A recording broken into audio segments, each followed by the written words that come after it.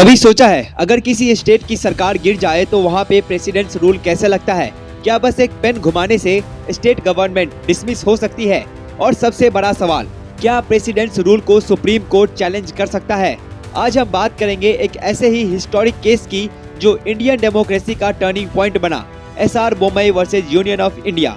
हाल ही में मणिपुर में प्रेसिडेंट रूल लगाया गया है और इस वीडियो का आइडिया इसी बात से आया है। पहले समझते हैं कि प्रेसिडेंट्स रूल होता क्या है।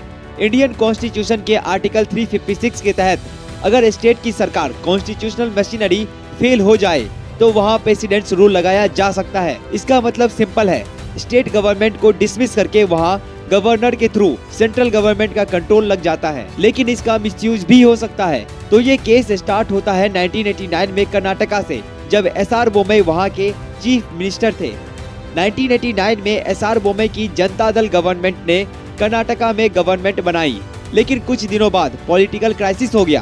कुछ एमएलएज ने सपोर्ट विड्रॉ कर लिया।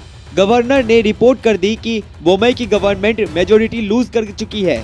सेंट्रल गवर्नमेंट ने प्रेसिडेंट्स रूल लगा दिया और एसआर बोमई की सरकार डिसमिस हो गई। लेकिन सवाल ये था, क्या गवर्नर के कहने से बिना फ्लोर टेस्ट के ही सरकार गिराई जा सकती है? एसआर बोमई ने फैसले को सुप्रीम कोर्ट में चैलेंज कर दिया। उनका कहना था कि ये अनकॉन्स्टिट्यूशनल है क्योंकि उन्हें फ्लोर टेस्ट का मौका नहीं दिया गया। –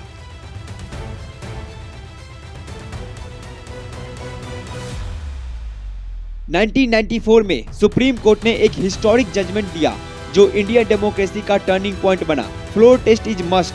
सुप्रीम कोर्ट ने क्लियर कर दिया कि अगर पॉलिटिकल क्राइसिस हो तो फ्लोर टेस्ट जरूरी है। गवर्नर की रिपोर्ट पर सीधा प्रेसिडेंट्स रूल नहीं लगाया जा सकता। दूसरा, judicial review allowed. Presidents rule के डिसीजन को सुप्रीम कोर्ट रिव्यू कर सकता है, मतलब सेंट्रल गवर्नमेंट का फैसला भी कोर्ट में चैलेंज हो सकता है। सुप्रीम कोर्ट ने आर्टिकल 356 के मिसयूज को रोकने के लिए क्लियर गाइडलाइंस दी।